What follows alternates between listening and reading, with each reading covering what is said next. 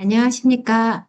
법무법인 린에서 회생 구조조정 분야를 담당하고 있는 김현민 변호사입니다. 바쁘신 와중에도 오늘 웨비나에 참여해주신 모든 분들께 진심으로 감사드립니다.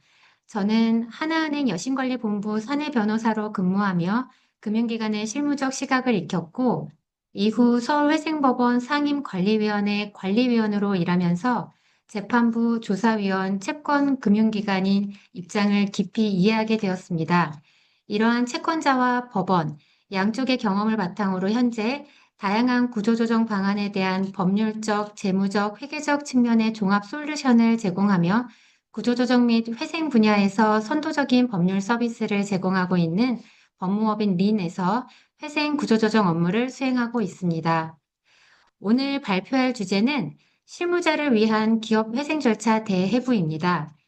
이 주제를 선택하게 된 이유는 회생 절차를 막연히 알고 계시거나 검토 중이신 분들이 오늘 세미나를 통해 실질적인 판단 기준을 가져가실 수 있도록 하기 위해서입니다. 구체적으로는 5가지를 말씀드리겠습니다.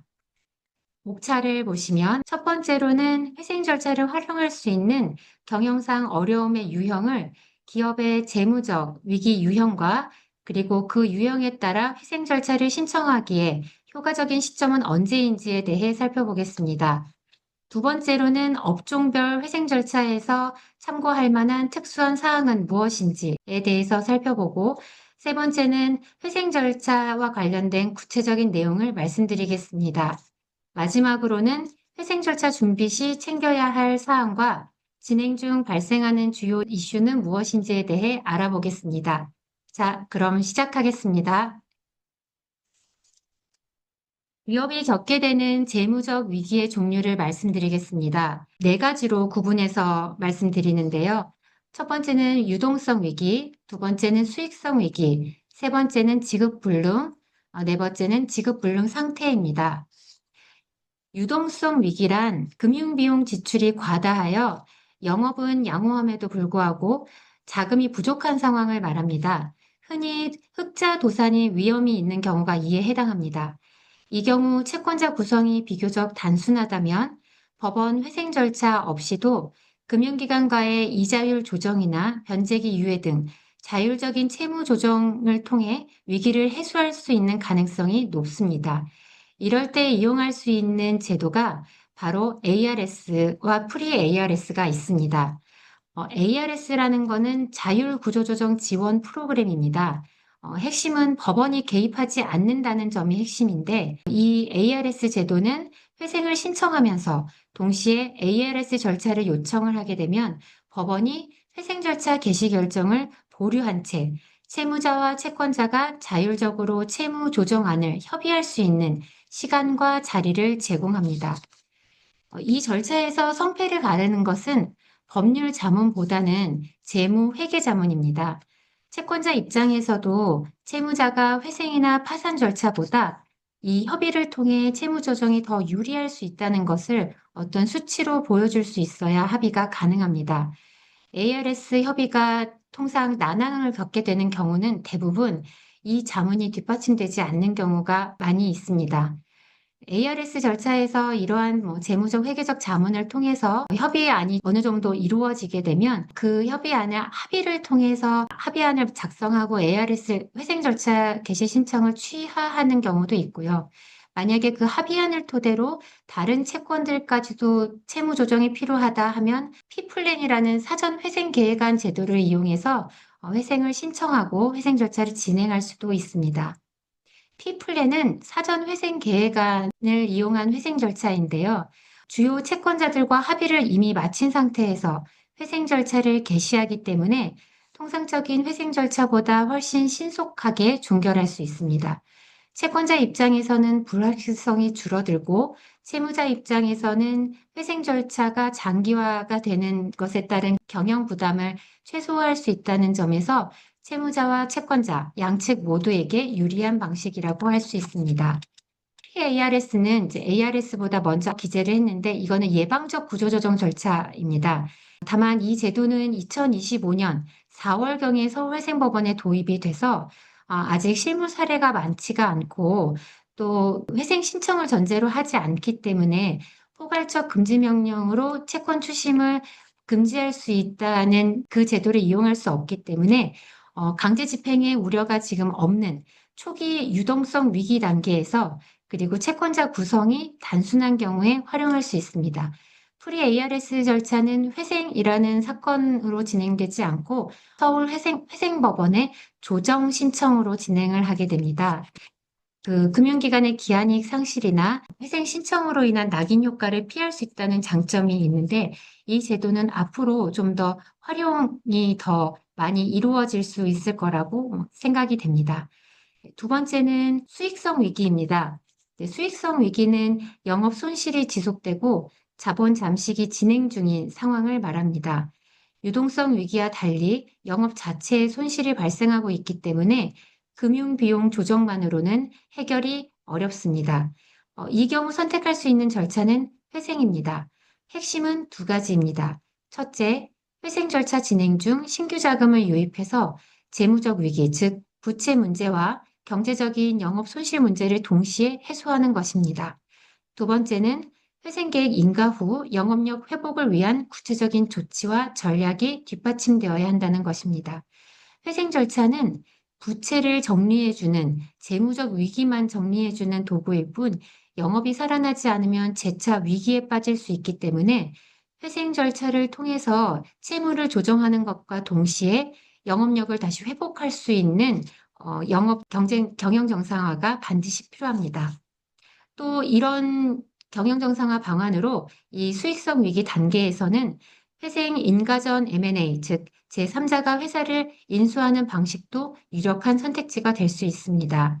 사업성은 있지만 아직 현 경영진의 역량이나 재무 구조에 한계가 있는 경우 적합한 인수자를 통해 사업을 존속시키는 것이 청산보다 모든 이해관계자에게 유리할 수 있습니다. 세 번째는 지급 불능입니다. 실질적인 채무 초과 상태라고 볼 수 있는데요. 연체 발생이 임박한 상태입니다. 쉽게 말해 아직 연체가 시작되지는 않았지만 조만간 채무를 이행하지 못할 것이 명백히 예상되는 단계입니다. 이 단계에서 선택할 수 있는 절차도 역시 회생입니다. 아직 본격적인 채권 추심이 시작되지 않은 만큼 지금이 회생 신청의 마지막 골든타임이라고 할 수 있습니다. 이 시점을 놓치면 다음 단계인 지급 불능 상태로 넘어가 훨씬 불리한 조건에서 절차를 시작하게 됩니다. 징후가 보일 때 선제적으로 움직이는 것이 회생 성공 가능성을 높이는 핵심입니다. 그럼 마지막으로 지급 불능 상태에 대해서 살펴보겠습니다. 이미 연체가 발생하고 채권자들의 채권 추심 조치가 시작된 상황입니다. 가장 긴박한 단계라고 할 수 있습니다.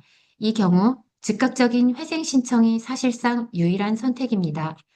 채권자들의 강제 집행이 개시되면 회사 자산이 빠르게 소진되고 사업 지속이 어려워지기 때문에 회생 신청을 통해 포괄적 금지 명령을 받아 강제 집행을 즉시 차단하는 것이 최우선 과제입니다. 또한 회생 절차가 개시된 이후에도 강제 집행 취소 등을 통해 유동성을 확보하는 조치를 병행해야 됩니다. 이 단계에서는 하루하루가 중요하기 때문에 신속하고 정확한 법률적 대응이 무엇보다 중요하겠습니다. 골든타임은 절대 놓치시면 안 되고 회생 절차 진행 중에도 사업을 유지할 수 있는 정도의 영업력과 유동성이 인정되는 정도로 구분이 됩니다. 이 골든타임을 놓치지 않고 회생 절차를 통해서 구조조정을 하실 수 있기를 바라겠습니다. 그러면 회생 절차에서 업종별 특수성에 따른 주요 사항을 한번 살펴보겠습니다. 같은 회생 절차라도 업종에 따라 핵심 쟁점과 전략이 달라지기 때문에 이 부분을 미리 이해하고 계시는 게 좋겠습니다. 제조업입니다. 제조업은 우리나라에서 가장 많은 비중을 차지하고 있는데요. 제조업은 설비와 재고 등 유형 자산이 많고 고정비 부담이 높다는 점, 공급망 연속성이 사업 존성의 핵심이라는 점이 특징입니다. 특히 유형 설비가 많기 때문에 담보채권의 비중이 높다는 점도 특징이 있습니다. 제조업의 회생 절차에서 가장 중요한 것은 두 가지로 볼 수 있겠습니다. 첫째는 담보채권 변제를 위한 DIP 파이낸싱입니다. 즉, 신규 자금을 조달하는 것입니다. 주로 회생계획 인가 후에 회생담보권 변제를 위해서 진행하는 경우가 일반적이지만 그 전부터 회생계획 인가 전부터 계속해서 DIP 파이낸싱을 조달할 수 있는 방법을 강구하시는 게 좋겠습니다. 단순히 담보채권 변제 자금뿐만 아니라 이와 더불어 운영자금을 확보할 수 있는 자금 조달도 함께하는 것이 관건입니다. 둘째, 원자재 공급처와 매출처와의 거래를 유지하는 것입니다. 회생은 정상적인 영업을 전제로 하는 거기 때문에 회생 절차 진행 중에도 회생 개시 전보다 매출이 하락한다고 하더라도 그래도 어느 정도의 매출은 유지해 주어야 하는데 회생 신청 후에 거래처가 이탈하게 되면 그러한 사업 가치가 급격히 떨어지기 때문에 신청 전후로 주요 거래처와 긴밀하게 협의를 하면서 관계가 유지될 수 있도록 하는 것이 매우 중요합니다. 두 번째는 서비스업입니다. 서비스업은 제조업과 달리 판매 원가가 없다는 점이 특징입니다. 즉, 매출이 발생하면 그 자체가 곧 이익으로 연결되는 구조입니다. 따라서 회생 절차에서의 핵심은 경쟁력 있는 거래처와 관계를 계속 유지하면서 수익성을 회복하는 것입니다. 구체적으로는 판관비 절감, 특히 인력 구조 조정을 통해 수익성을 높이는 것이 효과적입니다. 그리고 가장 중요한 그 회생 신청 거래처와의 계약이 유지되는 것입니다. 따라서 회생 신청 시 거래처와의 계약 해지 사유가 해당하는 사항이 없는지를 사전에 검토하고 이 역시 제조업과 마찬가지로 회생 절차 진행 중에 계속 매출을 일으킬 수 있는 거래처와는 긴밀히 협의해서 회생 절차 진행 중에도 계속 거래를 할 수 있도록 하시는 것이 중요합니다. 세 번째로는 건설업에 대해서 살펴보겠습니다. 건설업은 대표적인 수주 산업입니다. 핵심 자산은 설비나 재고가 아니라 수주 잔고입니다. 또한 이행 보증 등 우발 채무가 많다는 점도 중요한 특징입니다. 건설업의 회생 절차에서 가장 큰 우려는 계속 기업 가치를 인정받을 수 있는가입니다. 사실 수주 잔고가 있다면 어느 정도 계속 기업 가치가 인정될 수 있습니다. 또한 회생 절차 진행 중에도 손실이 예상되는 사업장은 관리인이 해지권을 활용하여 정리할 수 있고 수익성이 있는 사업장은 공사를 계속 유지할 수 있습니다. 이때 공사를 계속 유지하기 위해 필요한 공사비는 회생채권 조기 변제나 공익채권으로 처리하는 방식을 활용하면서 계속 거래를 유지할 수 있습니다.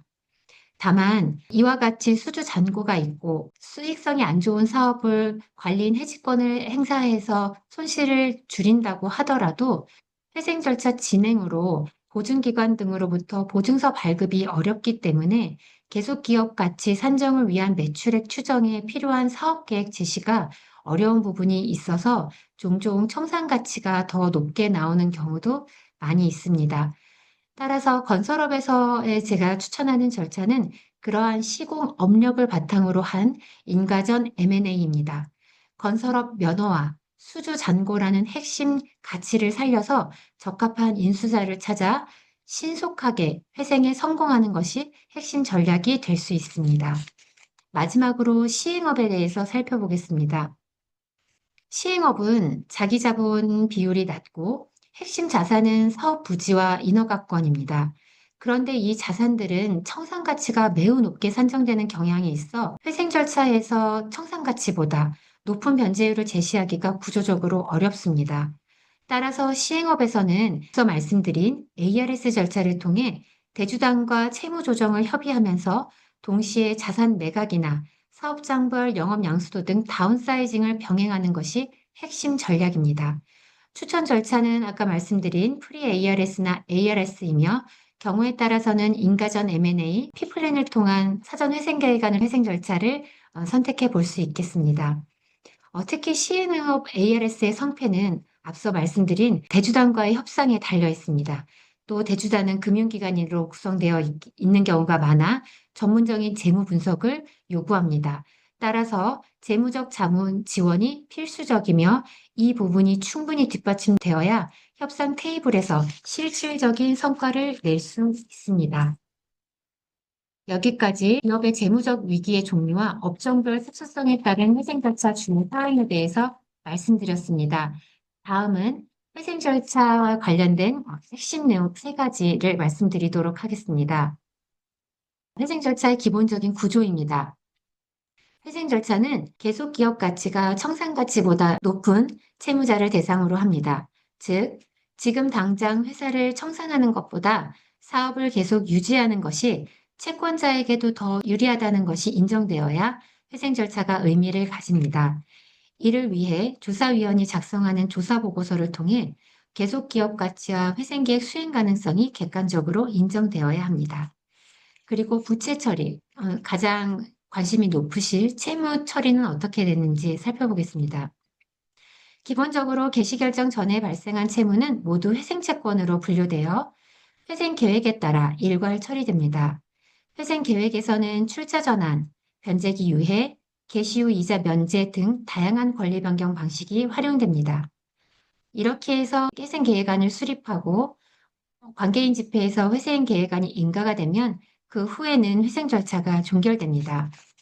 채무자는 회생 절차가 종결되면 채무자는 모든 경영권을 회복하여 정상 기업으로 운영하게 됩니다.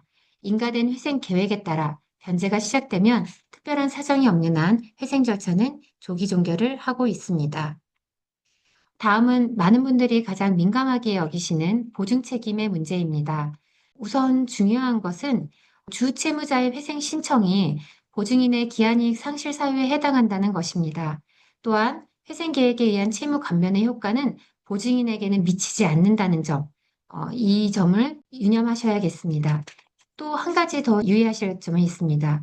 보증인의 본인의 여신 거래, 회사하고 관련이 없는 여신 거래에 대해서도 연쇄적으로 기한이익 상실이 발생할 위험이 있습니다. 주 채무자가 회생을 신청을 하면 보증인의 개인 대출까지도 기한이익 상실로 이어질 수 있다는 점을 반드시 사전에 검토하고 이에 대한 대응책을 마련하시는 것이 중요합니다. 결과적으로 보증인은 회생 계획과는 별개로 본래 채무 전액에 대해 변제 의무를 집니다. 그래서 회생 계획에 의한 변제액과 보증인의 변제액을 합산한 금액이 권리 변경 전, 즉 출자 전환이나 개시 후 이자 면제가 적용되기 전에 채무를 기준으로 산정된다는 점에서 보증인의 부담이 상당할 수 있습니다. 다음으론 주주의 권리에 대해서 보겠습니다. 회생 절차에서의 주주는 가장 후순위입니다.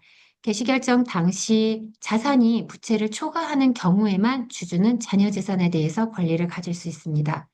채무 초과 상태라면 주주의 권리는 사실상 없다고 보시면 됩니다. 또한 금융채권자들에 대한 권리 변경 방식으로 출자 전환이 실시되는 경우 기존 주주의 지분 가치의 희석은 불가피합니다. 또 공정 형평의 원칙에 따라 주주는 회생 채권자보다 낮은 변제율을 적용받기 때문에 그보다 낮은 지분율을 확보하게 됩니다. 결론적으로 출자 전환이 이루어지면 기존 주주의 지분은 크게 희석될 수 있습니다. 이 점은 오너 경영자 입장에서는 회생 절차를 결정하실 때 반드시 사전에 고려하셔야 할 부분이겠습니다. 네, 여기까지 회생 절차와 관련된 부분을 말씀드리고 다음으로는 간략간략하게 회생 절차 진행을 위한 실무 사항을 말씀드리겠습니다. 우선은 예납금입니다. 회생을 신청하려면 자산 부채 기준으로 해서 예납금이 산정이 되는데 이 예납금은 사실 조사위원 보수입니다. 조사위원 보수는 서울회생법원 실무준칙에 자산의 기준으로 금액이 정해져 있는데 여기서 금액이 커질수록 굉장히 예납금 비용도 많아집니다. 지금 80억 원 미만인 경우에는 예납금이 1,800만 원이니까 그 내용을 살펴보시고 미리 예납금을 준비하셔야 된다는 점 주의하시면 좋겠습니다. 그리고 만약에 자산이 있는 경우에는 감정평가도 사전에 미리 준비하시는 게 좋습니다. 회생법원에서 감정평가를 진행하는 경우에는 감정평가료가 다소 높게 산정이 되는 경우가 있는데 그거는 감정평가 가치 금액이 높게 산정되기 때문입니다. 따라서 그 회생 신청 전에 가능한 경우 대출 연장이나 자산 매각을 위해서 자산에 대한 감정평가를 한번 진행하시는 것이 회생 절차 진행에서는 비용도 줄이고 가치도 적정하게 반영할 수 있는 방법이 될 수 있습니다. 그리고 중요한 그 부채로는 미지급 급여하고 조세가 있습니다.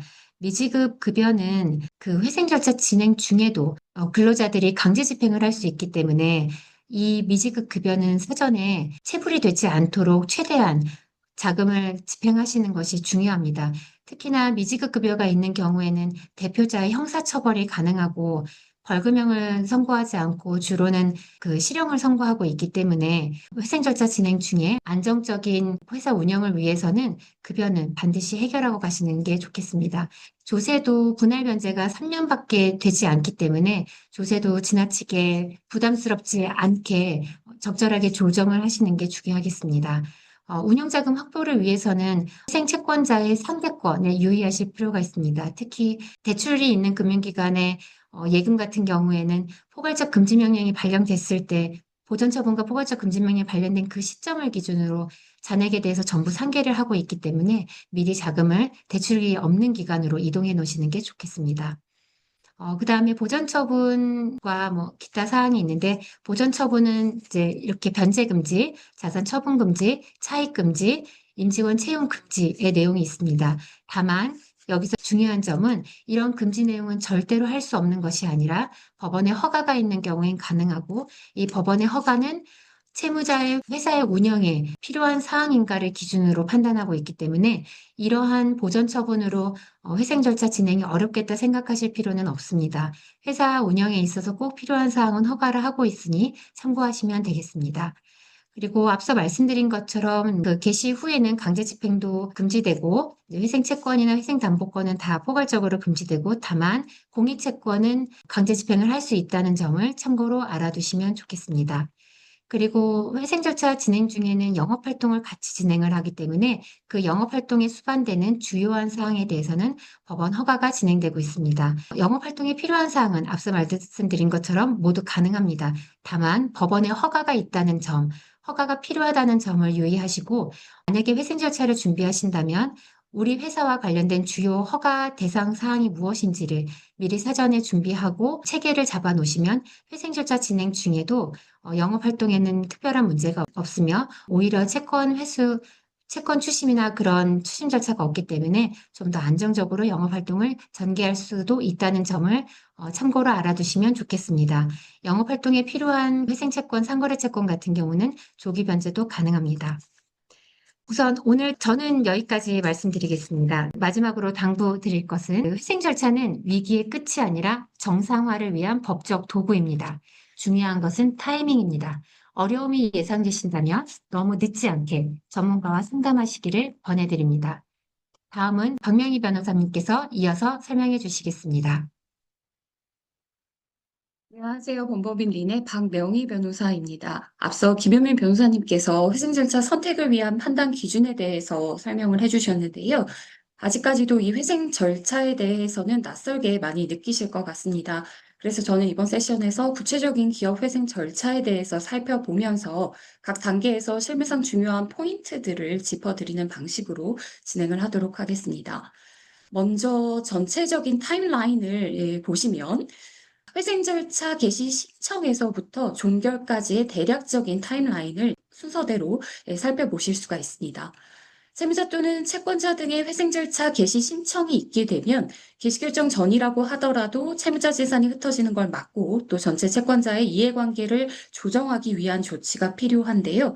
이를 위해서 채무자회생법은 보전처분과 포괄적 금지명령, 쉽게 말해서 채무자로 하여금 재산을 처분하거나 변제하지 못하도록 하고 채권자의 강제집행 등을 막는 조치를 취하게 되는데요.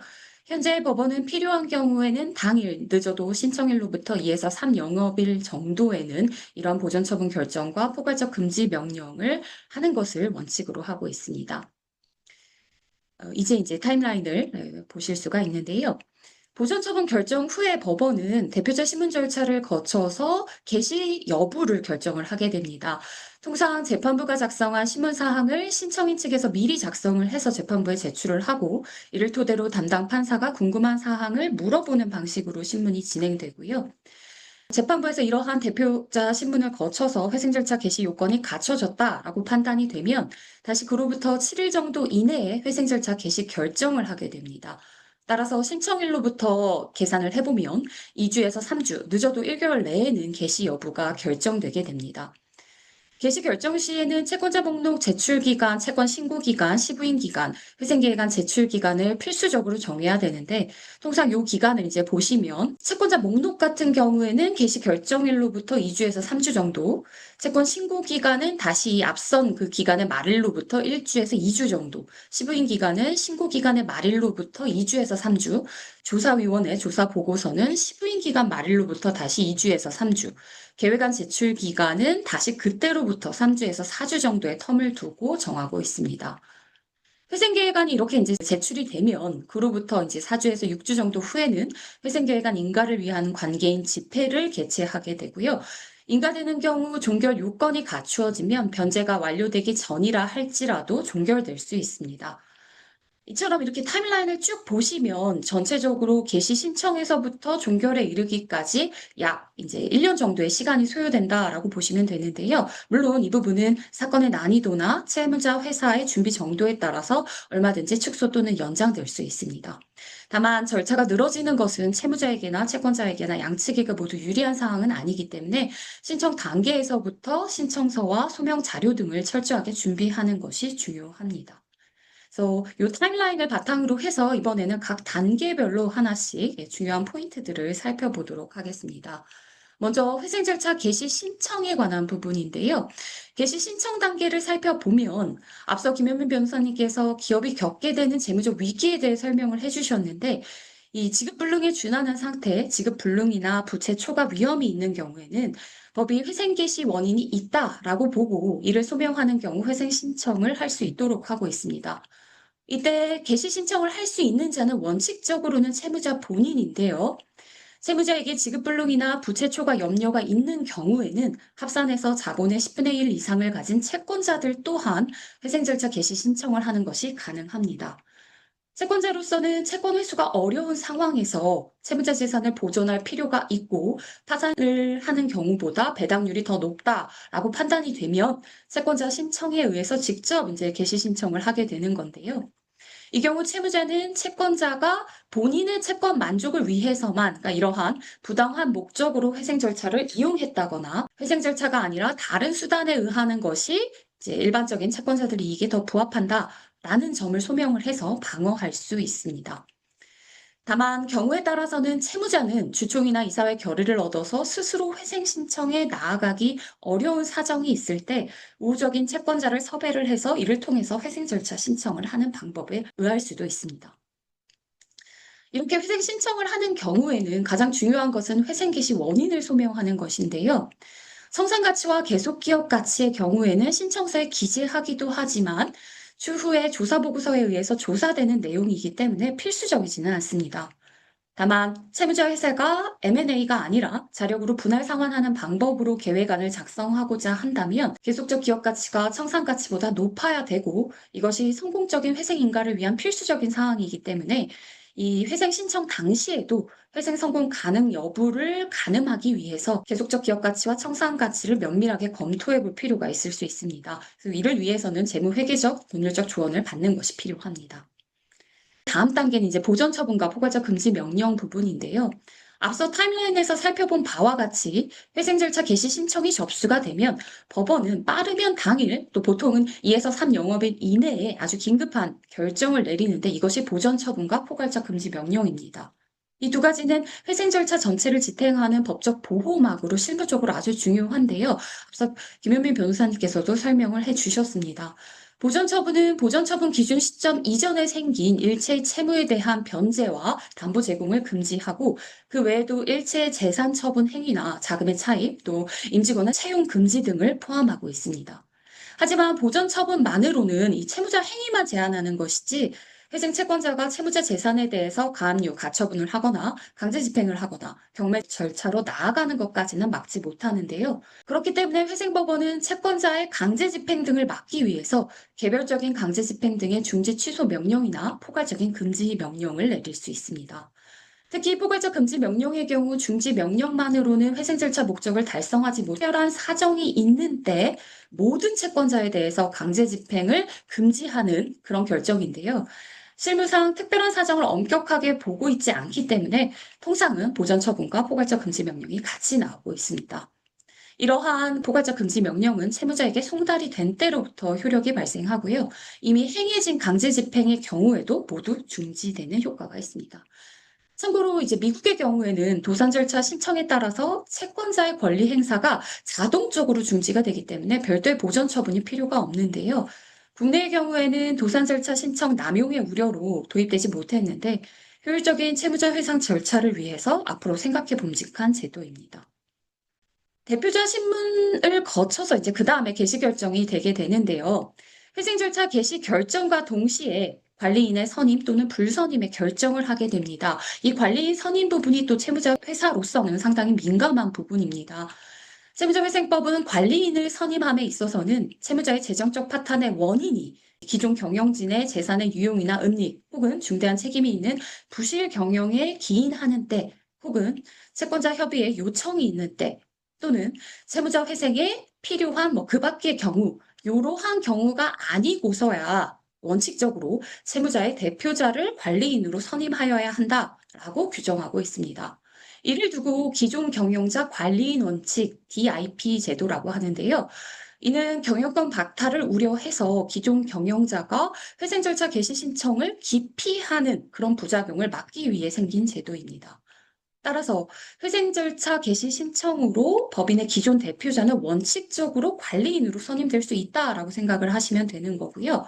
법이 정한 예외 사유에 대한 명백한 자료가 없는 경우에는 일단 기존 경영자를 관리인으로 선임을 하고 만약 그 이후에 조사위원회 조사 결과나 채권자 협의회 소명에 따라서 기존 경영진에게 그런 예외 사유가 있는 게 밝혀진다면 그때 관리인을 해임하는 방법으로 대체하고 있습니다.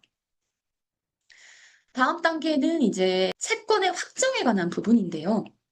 회생 절차는 기본적으로 회생을 통한 채권의 변제를 목표로 하기 때문에 가장 중요한 것은 변제 대상이 되는 채권이 확정되는 절차입니다. 이를 위해서 채무자 회사는 채무자 회사로 하여금 채권자 목록을 제출하도록 하고 채권자가 목록을 확인한 이후에 채권 존부 또는 내용이 상이하면 회생 채권 신고를 하도록 하고 있는데요. 회생계획안 인가를 위한 관계인 집행 시까지는 실무상 추한 신고를 넓게 인정해주고 있어서 앞서 살펴봤던 이 정해진 신고기간 이후에도 신고가 가능합니다.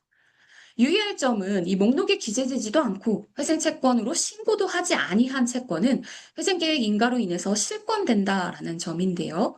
다만 채권자가 회생 절차에 대해서 알지 못해서 관계인 집회가 끝날 때까지 추한 신고도 하지 못했고 또 관리인이 회생 채권 등의 존재를 알고 있었거나 혹은 알 수 있었음에도 불구하고 목록에 기재하지 않은 경우 또 다른 경우는 채권자가 그 채권을 신고할 것을 기대할 수 없는 사유가 있었던 경우에는 이때에는 실권되지 아니하고 관계인 집회가 끝난 이후에도 추한 신고가 가능합니다.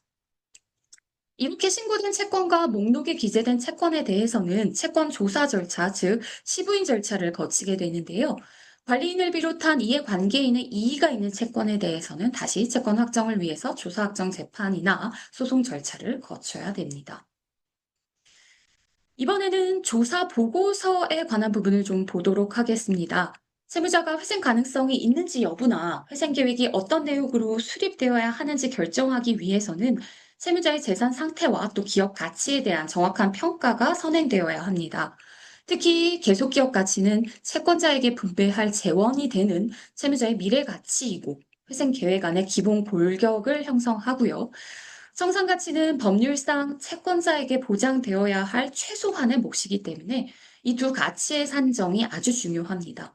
법은 그 역할을 관리인과 조사위원에게 부여하고 있지만 실제로는 대부분 회계 전문가인 조사위원이 작성하는 조사 보고서가 그 중요한 판단 근거가 되고 있습니다. 이 조사 보고서에는 채무자의 재산과 부채 현황, 또 회생 가능성에 대한 분석, 계속 기업 가치와 청산 가치에 대한 사항 등이 포함이 되는데요. 이뿐만 아니라 부인 대상 행위에 대한 존부와 범위, 또 채무자 회사의 지배 주주나 임원들의 책임에 관한 조사 내용까지도 포함하고 있습니다. 이런 내용들은 채무자 회사의 회생 성공을 위해서 가장 중요하고 민감한 부분이기 때문에 채무자 회사로서는 조사위원회 자료 요청이나 소명 여부에 적극적으로 대처할 필요가 있습니다. 다음으로는 이 관리인이 이제 회생 계획안을 작성을 해서 법원에 제출해야 하는데요. 채무자의 사업 재구축과 그 수익의 예측에 근거해서 채무자 등 이해관계인의 권리를 변경하고 그 수익을 분배하는 것이 회생계획안의 기본적인 골자입니다. 물론 채권자의 권리 변경 등에 관한 구체적인 이 사항들은 법으로 정해져 있습니다. 이런 회생 계획안에 대해서는 관계인 집회에서 결의 절차를 거쳐서 확정이 되는데요. 채권자들은 회생 계획안 상의 변제율과 또 대상 회사의 청산 배당률을 바탕으로 해서 동의할지 여부를 결정하게 됩니다. 이러한 회생 계획안의 작성과 결의는 기본적으로 회생 담보권조, 회생 채권자조, 주주 지분권자조로 나누어서 진행이 되는데요. 법원은 각 조회자가 가진 권리의 성질과 이해관계를 고려해서 조를 합치거나 또 하나의 조를 두 개 이상의 조로 분류하기도 합니다. 특히 같은 조에서 다수의 힘으로 가결 여부를 결정하는 것이 소수자에 대해서 온당하지 않은 결과를 초래하는 등 소수자 권리 보호의 필요성이 큰 경우에는 결의의 조를 보다 세분화하는 경우가 많은데요.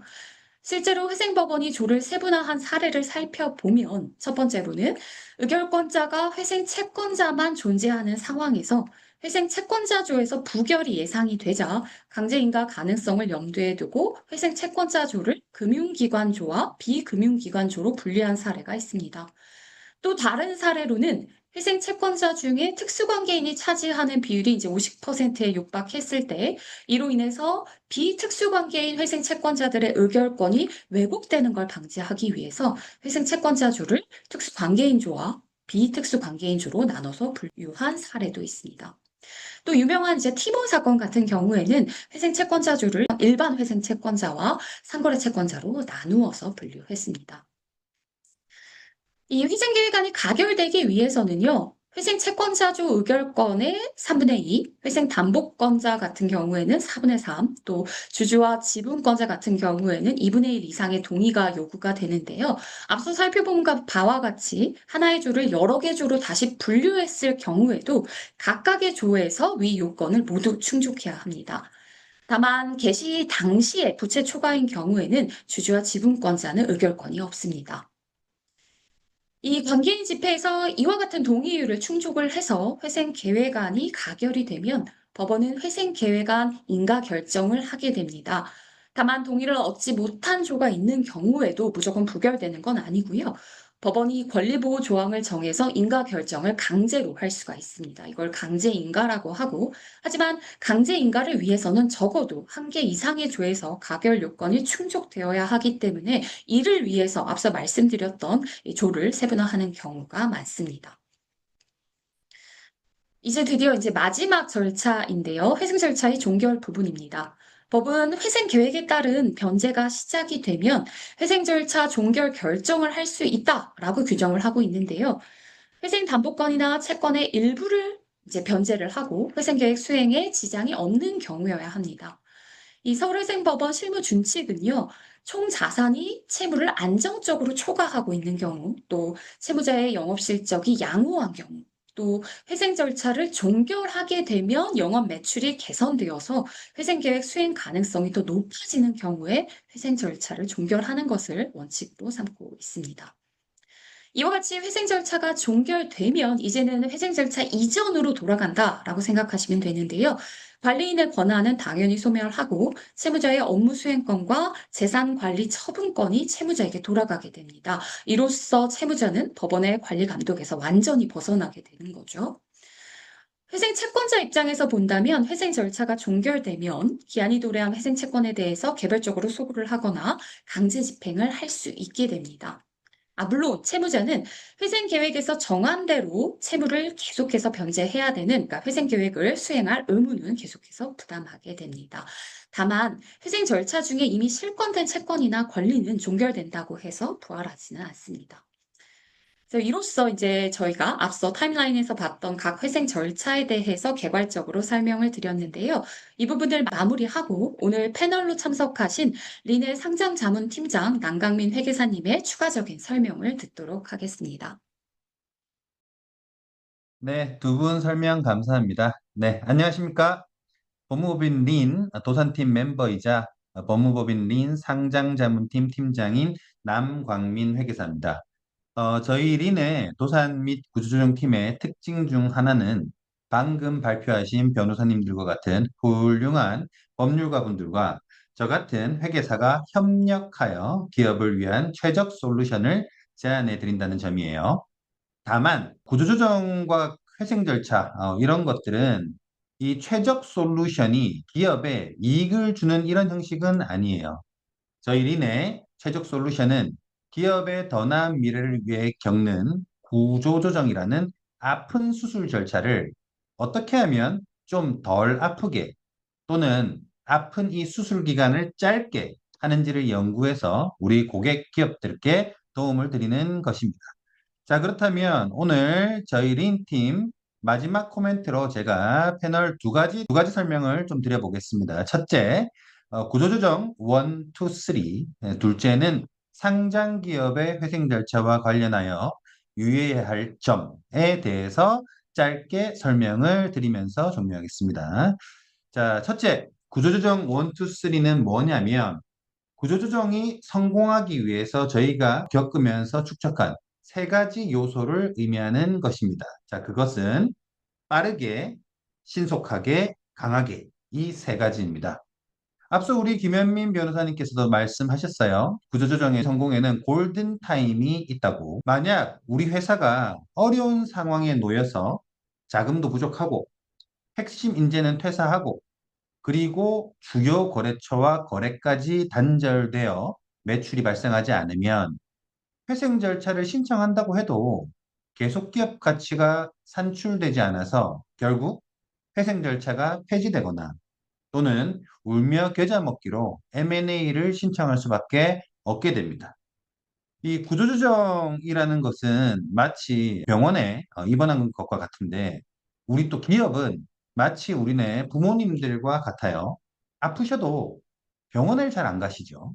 이 웨비나를 들으시는 우리 회사 대표님 또는 임직원분, 사내 변호사분들께서는 몸이 좀 으슬으슬하다 싶으시면 바로 가까운 기업을 위한 병원인 법무법인 린을 찾아주시기를 바랍니다. 아픈데도 계속 끙끙 견디시면 나중 되면 대형 수술 들어가게 되시는 거예요. 그렇기 때문에 이 웨비나를 보고 지금 현재 좀 상담이 필요한데 라고 생각하시는 분들께는 특별히 무료로 상담을 해드릴 테니 지금 바로 메일 주세요. 구조조정 1, 2, 3 중 첫 번째인 빠르게를 아프면 바로 오셔야 된다라고 보셨으면 두 번째는 신속하게입니다. 회생 절차를 신청하는 것은 말씀드렸다시피 병원 중환자실에 입원하는 것과 같아요. 그래서 병원도 치료를 받기 위해 갔지만 오래 있다 보면 아파서 병원에 갔는지 병원에 있다 보니 아파졌는지를 모를 정도가 됩니다. 그러니 빨리 퇴원하셔야 해요. 도산과 관련해서 수많은 실무 경험과 관련 지식을 보유한 저희 법무법인 린 팀이 시행착오 없이 가장 신속한 회생 절차를 진행해 드릴 거예요. 그렇기 때문에 저희를 믿으시고 필요하실 때 바로 연락을 주시면 됩니다. 자, 마지막으로는 셋째, 강하게입니다. 자, 이것은 저희가 저희 기업분들보다는 우리 채권단 분들께 드리는 말씀인데요. 이왕 회생 절차를 통해 회사에 대해서 채권 채무 조정을 해주고자 하신다면 가능한 강하게 조정해 주셔서 회사가 병만 낫는 게 아니라 병상에서 벌떡 일어나서 시장을 누비며 활기차게 정상 영업을 할 수 있도록 그 정도로 강하게 채권 채무 조정을 해주시면 좋겠다는 말씀입니다.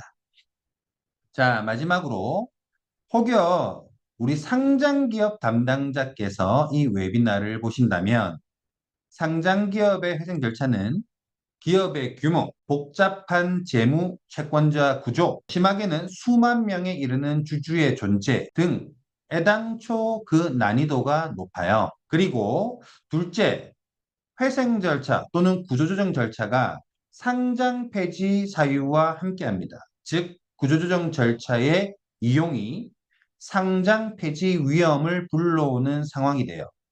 그러므로 상장 기업의 구조조정은 더욱 빠르게, 더욱 신속하게, 더욱 강하게 진행될 필요가 있습니다.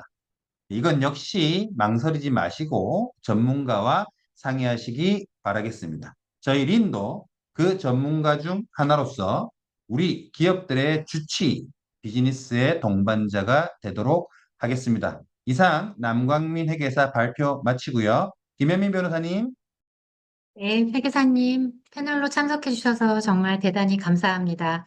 오늘 아주 인상 깊은 말씀 주셨습니다. 빠르고 신속하고 강하게.